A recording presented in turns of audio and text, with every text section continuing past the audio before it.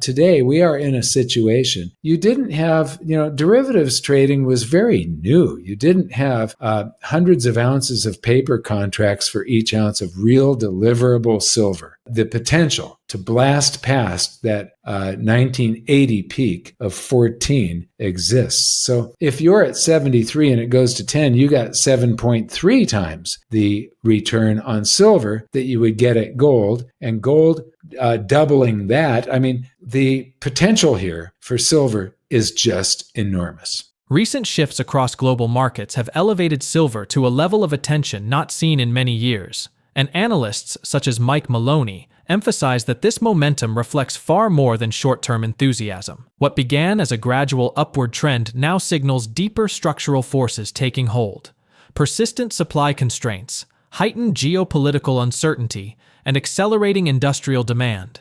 These overlapping pressures have pushed silver beyond the boundaries of normal price behavior, revealing underlying tensions that traditional market indicators no longer fully capture. The tightening is most evident in the physical market, where inventories in major trading centers have thinned to levels that leave little room for disruption.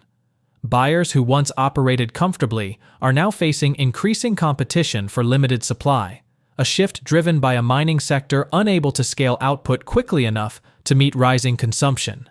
Demand from sectors such as renewable energy, electronics, and advanced manufacturing continues to expand rapidly, creating a widening structural gap between available metal and the needs of industry. This imbalance has become a defining characteristic of the market's next phase, reinforcing the view that silver is entering a period of structural scarcity rather than temporary shortage. At the same time, investment demand has begun to accelerate as broader financial conditions grow more uncertain.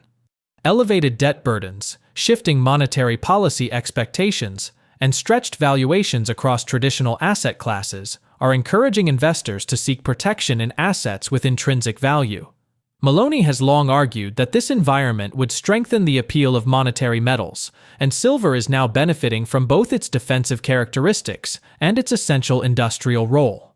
Together, these forces are positioning the metal for a more sustained and structurally driven revaluation as global economic risks and technological demands continue to rise. Now, we present the clips from Mike's interview. Before we continue, please subscribe to our channel and activate the bell icon to receive timely updates. Thank you, and enjoy the video. First of all, this is from the end of last month, but take a look at the little cup and handle there. Right. So we've made a cup and handle that we've broken. And then there's a bigger cup and handle that goes from 2011 that we broke a while ago. And then there's the 45-year cup and handle that goes back to 1980 that I'm pretty sure I was the first one to identify. But and we've broken out on that one as well. So these patterns, if you look at how they fulfill, it's a powerful pattern. And the one that's 45 years old, there is a lot of upside technically. If you're a technical analyst, you're coming up with silver prices that are rather breathtaking. So he's got a target of $85 in a matter of 3 to 4 weeks. It could even be higher than that. I don't know. But in one of our last videos, or a video that I did, I guess, maybe it was a video that both of us did, I compared the bull market of the 70s and showed how it went up and then it broke out right at the end of November. Just, it went up, it paused, and then it broke out at the end of November. And then that increase showed that we should be in triple-digit silver. And I suggested maybe what we need to do is just move the decimal point one place to the right. I just want to point out how inexpensive silver is when you do this. When you adjust it for the CPI, look at how high that 1980 peak is compared to where we are today. And that is adjusted for the CPI. We know that the way they calculate the CPI is a lie. They were trying to modify the original version that ran from the end of World War II until 1982. And the truth lies somewhere in the middle. But the fact that this is broken out, and then look at the inflation-adjusted cup and handle again, the 45-year cup and handle. Once this exceeds the 2011 high and this cup and handle fulfills, then we've got some real fireworks. So the fireworks haven't even started yet. We've only lit the fuse. Alistair McLeod is somebody that I've got great respect for. He's a wonderful analyst. He's a great writer, and he's dedicated his entire life to this. He's one of the people that has been in it for years and years and years. So he might go back further than I do in this. There are so many Johnny-come-latelys now that have just jumped on this because it's really getting going and ramping up. But Alistair is somebody that has seen it all. And so I think that he is right here. That it might be not be the entire derivatives business, because Wall Street is always going to try and game the system and change everything into a fractional reserve scheme. Smart Silver Stacker, that's a mouthful, says the gold to silver ratio continues to drop like a stone. Silver's time has come. And look at this. He's got a wedge formation and the gold silver ratio is dropping through, which of course means that silver has been outperforming gold lately over this period. Right. And it's in the 70s right now, I believe. And, it was I made some large purchases during COVID when it was up. Once a market enters this kind of structural transformation, traditional models lose their predictive power. He argues that silver's behavior is beginning to resemble past moments when underlying fundamentals quietly shifted long before the public noticed. As inventories shrink and real metal becomes harder to source, the pricing mechanism naturally gravitates away from paper-driven signals and toward physical scarcity.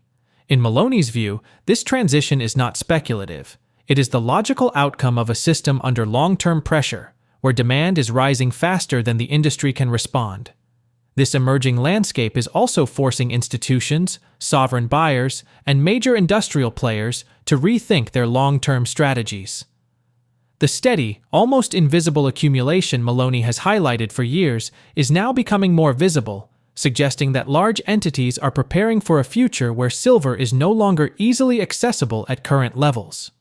As financial stress builds and geopolitical realignments accelerate, silver's dual identity, as both a monetary refuge and a critical industrial metal, creates a rare convergence of drivers, strategic necessity, and the structural realities Maloney has consistently underscored. So I had you invert it so that it show when silver is outperforming gold, this ratio is going up, not down. But you can also do the silver-gold ratio, but then the scales on the side are in 0 point something or 0.0 something. And our brains just don't work as well that way. I wanted it in whole numbers. And so the gold-silver ratio provides that. And this also, so whenever it's going up, silver is outperforming gold. But look at where it was in 2011, where it was in 1980, and then look at how undervalued it's been since from 1990 until today. It is still an extreme bargain. It is dirt cheap. Now, look at what the average was, that red line going through all through the 70s. That red line, the 2011 peak, it only visited what was considered fair value against gold all through the 70s. That was like the natural balance of the gold-silver ratio was about 30, and that's what it hit.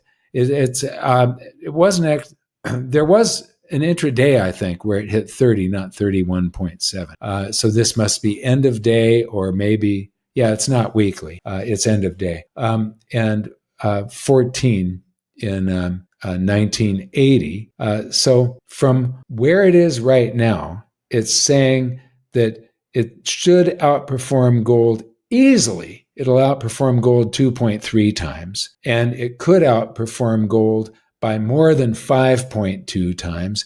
And gold is still, I believe, a minimum of a double in dollars. And so you take this 5.2 times 2, 10.4 times, and that is the minimum. But the gold-silver ratio could easily, when it hit 14. There was a huge strategic stockpile of silver that the U.S. had. They've sold it all off. The above ground stocks were far larger than they are today. Far, far larger.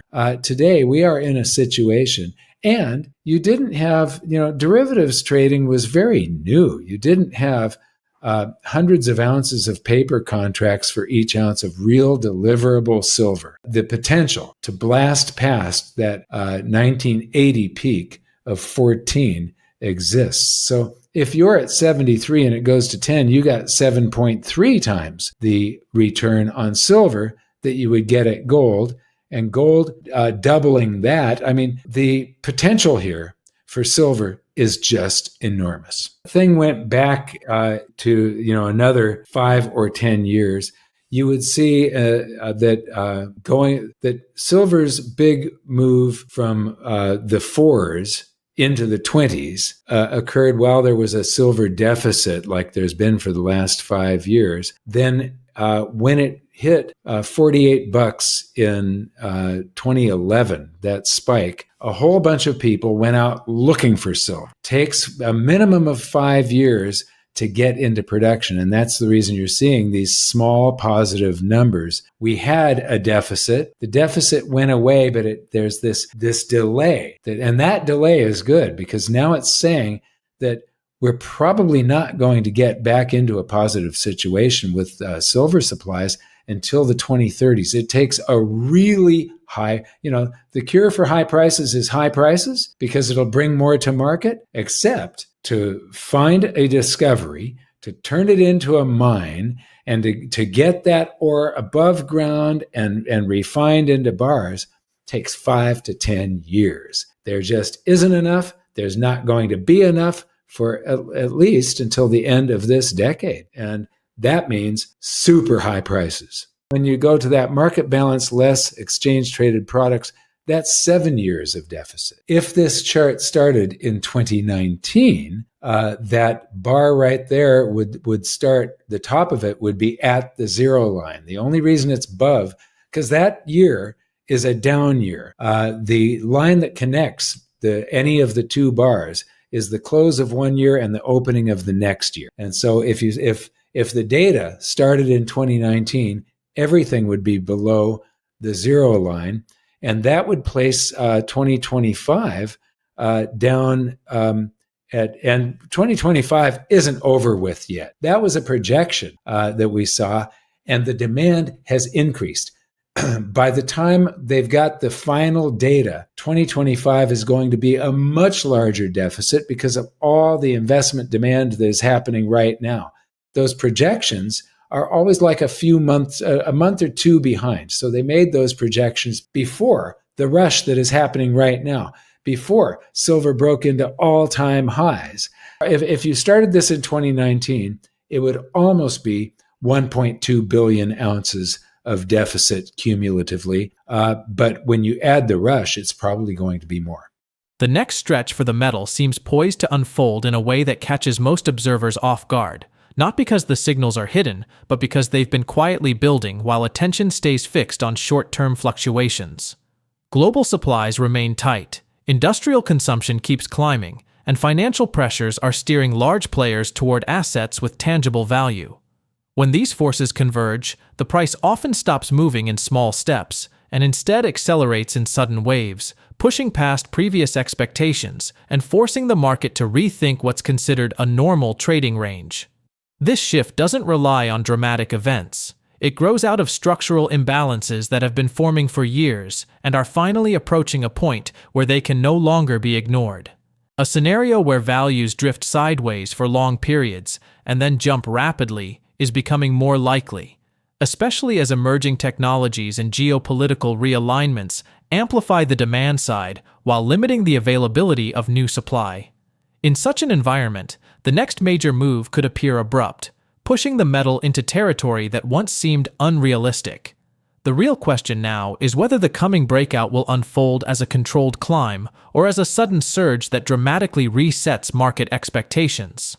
Could this be the moment that fundamentally changes how investors and industries alike approach this critical metal? Let us know what you think in the comments. And if this video offered new insight, don't forget to like, share, and subscribe for more updates on this unfolding monetary revolution. Thanks for watching.